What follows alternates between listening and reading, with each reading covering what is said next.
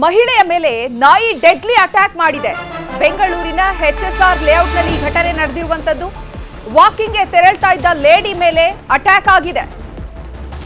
ಬೆಂಗಳೂರಿನ HSR ಲೇಔಟ್ನಲ್ಲಿ ನಾಯಿ ಮಹಿಳೆಯನ್ನ attack ಮಾಡಿ ಗಂಭೀರವಾಗಿ ಗಾಯಗೊಳಿಸಿದೆ. ಜನವರಿ 26ರಂದು ನಡೆದಿರುವಂತಹ ಘಟನೆ. ಅಮರೇಶ್ ರೆಡ್ಡಿ ಅವರ ಸಾಕು ನಾಯಿ ದಾಳಿ ಮಾಡಿದೆ.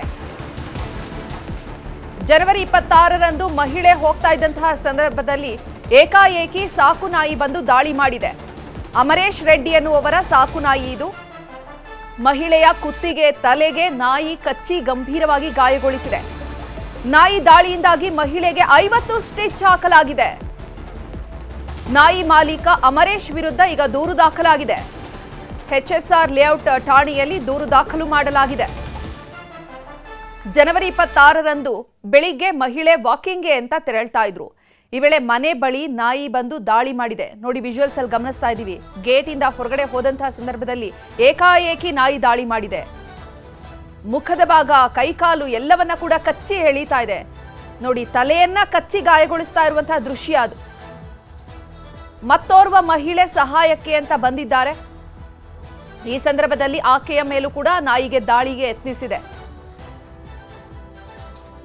ಮಹಿಳೆಯರು ಬಂದು ಆ ನಾಯಿಯಿಂದ ಹಲ್ಲೆಗೊಳಗಾಗ್ತಿದ್ದಂತಹ ಮಹಿಳೆಯನ್ನ ರಕ್ಷಿಸಿದ್ದಾರೆ.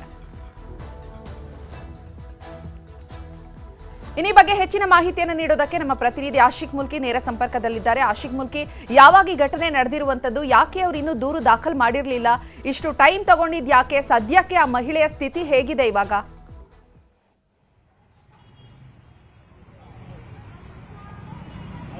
ಚೈತ್ರ, ಜನವರಿ 26ನೇ ತಾರೀಕು ಬೆಳಿಗ್ಗೆ 6:45 ಸುಮಾರಿಗೆ ಈ ಒಂದು ಘಟನೆ ನಡೆದಿರುವಂತದ್ದು. ಆ ಸಾಕುನಾಯಿಯ ದಾಳಿಗೆ ತುತ್ತಾಗಿರುವಂತಹ ಮಹಿಳೆ ಬಹಳ ಗಂಭೀರವಾಗಿ ಗಾಯಗೊಂಡಿದ್ದಾರೆ. ಕತ್ತು ಮತ್ತೆ ತಲೆ ಭಾಗಕ್ಕೆ ಹೆಚ್ಚು ಕಮ್ಮಿ 50ಕ್ಕೂ ಅಧಿಕ ಹೊಲಿಗೆಗಳನ್ನು ಹಾಕಲಾಗಿದೆ.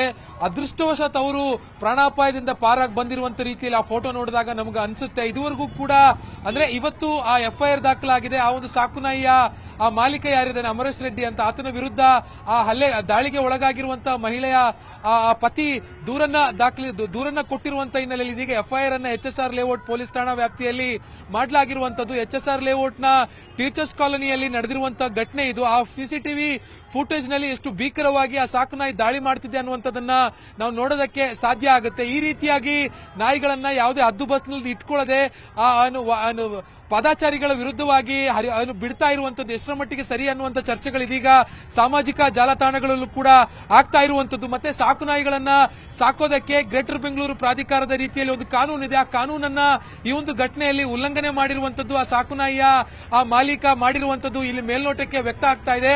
ಅಂದ್ರೆ ಸಾಕು ನಾಯಿಗಳನ್ನ ಸಾಕೋದಕ್ಕೆ ಒಂದಿಷ್ಟು ರೀತಿ ರಿವಾಜುಗಳಿದೆ ಬೆಂಗಳೂರಿನಲ್ಲಿ, ಅದನ್ನ ಪಾಲಿಸಬೇಕಾಗುತ್ತೆ. ಮತ್ತೆ ಸಾಕು ನಾಯಿಗಳನ್ನ ಸಾಕುವಂತ ಸಂದರ್ಭದಲ್ಲಿ ಯಾವ ತಳಿಯನ್ನ ಸಾಕಬೇಕು ಅನ್ನುವಂಥದ್ದು ಕೂಡ GBA ಕಾನೂನಿನಲ್ಲಿ ಉಲ್ಲೇಖ ಆಗಿದೆ. ಆದ್ರೆ ಇಲ್ಲಿ ದಾಳಿ ಮಾಡಿರುವಂತ ನಾಯಿ ಯಾವ ಜಾತಿಗೆ, ಯಾವ ತಳಿಗೆ ಸೇರಿರುವಂತದ್ದು ಅನ್ನುವಂಥದ್ರ ಬಗ್ಗೆ ಇನ್ನೂ ಕೂಡ ಮಾಹಿತಿ ಇಲ್ಲ. ಸದ್ಯಕ್ಕೆ ಪೊಲೀಸರು FIR ಅನ್ನು ದಾಖಲಿಸಿಕೊಂಡಿದ್ದಾರೆ, ತನಿಖೆಯನ್ನು ಕೂಡ ಮುಂದುವರೆಸಿದ್ದಾರೆ. ಚೈತ್ರ, ಆಶಿಕ್ ಮುಲ್ಕಿ, ಇನ್ನು ಆ ವಿಡಿಯೋದಲ್ಲಿ ನಾವು ನೋಡ್ತಾ ಇದ್ದೀವಿ, ಏಕಾಏಕಿ ಒಬ್ಬ ಮಹಿಳೆಯ ಮೇಲೆಲ್ಲ ಯಾರು ಆ ಮಹಿಳೆಯನ್ನ ರಕ್ಷಣೆ ಮಾಡೋದಕ್ಕೆ ಬಂದ್ರು ಅವರ ಮೇಲೆಲ್ಲ ಕೂಡ ಆ ನಾಯಿ ದಾಳಿಯನ್ನ ಮಾಡ್ಲಿಕ್ಕೆ ಯತ್ನಿಸಿದೆ.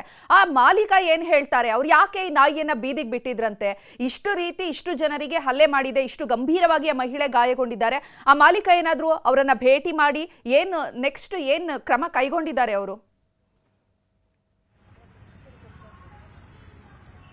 ಚೈತ್ರ, ಇದುವರೆಗೂ ಕೂಡ ಆ ಒಂದು ಸಾಕುನಾಯಿಯ ಮಾಲೀಕನನ್ನ ಸಂಪರ್ಕ ಮಾಡೋದಕ್ಕೆ ಸಾಧ್ಯ ಆಗಿಲ್ಲ. ಆದ್ರೆ ಆ ಒಂದು ವಿಡಿಯೋ ಫುಟೇಜ್ ನೋಡ್ತಾ ಇದ್ರೆ ಆ ಒಂದು ಮಹಿಳೆ ಮೇಲೆ ಮಾತ್ರ ಅಲ್ಲ, ಅಲ್ಲಿ ಅವರನ್ನ ರಕ್ಷಣೆಗೆ ಬಂದಿರುವಂತ ಇತರರ ಮಹಿಳೆಯರ ಮೇಲೂ ಕೂಡ ಆ ಸಾಕುನಾಯಿ ದಾಳಿಯನ್ನ ಮಾಡಿದರೆ. ಸಣ್ಣ ಪುಟ್ಟ ಗಾಯಗಳು ಕೂಡ ಅವ್ರಿಗಾಗಿದೆ. ಅಲ್ಲೇ ಫಸ್ಟ್ ಏಡ್ ಅನ್ನ ನೀಡಲಾಗಿದೆ. ಈ ಒಂದು ದಾಳಿಗೆ ಒಳಗಾಗಿರುವಂತಹ ಮಹಿಳೆ ಆ ಫೋಟೋ ನೋಡ್ತಾ ಇದ್ರೆ ನಿಜಕ್ಕೂ ಮೈ ಜುಮ್ ಎನ್ನುತ್ತೆ. ಸಂಪೂರ್ಣವಾಗಿ ತಲೆ, ಕತ್ತಿನ ಭಾಗಕ್ಕೆ ಅದು ಆ ಕಚ್ಚಿರುವಂತ ಹಿನ್ನೆಲೆಯಲ್ಲಿ 50ಕ್ಕೂ ಅಧಿಕ ಸ್ಟಿಚ್ ಗಳನ್ನ ಹಾಕಲಾಗಿದೆ. ಅವರು ಅದೃಷ್ಟವಶಾತ್ ಅವರು ಪ್ರಾಣಾಪಾಯದಿಂದ ಪಾರಾಗಿ ಬಂದಿರುವಂತ ರೀತಿಯಲ್ಲಿ ಒಂದು ಘಟನೆ ನಡೆದಿರುವಂತದ್ದು. ಇದ್ರ ಬಗ್ಗೆ ಸದ್ಯಕ್ಕೆ ಸ್ಥಳೀಯ ಪೊಲೀಸರು ತನಿಖೆಯನ್ನ ಮಾಡ್ತಾ ಇದ್ದಾರೆ.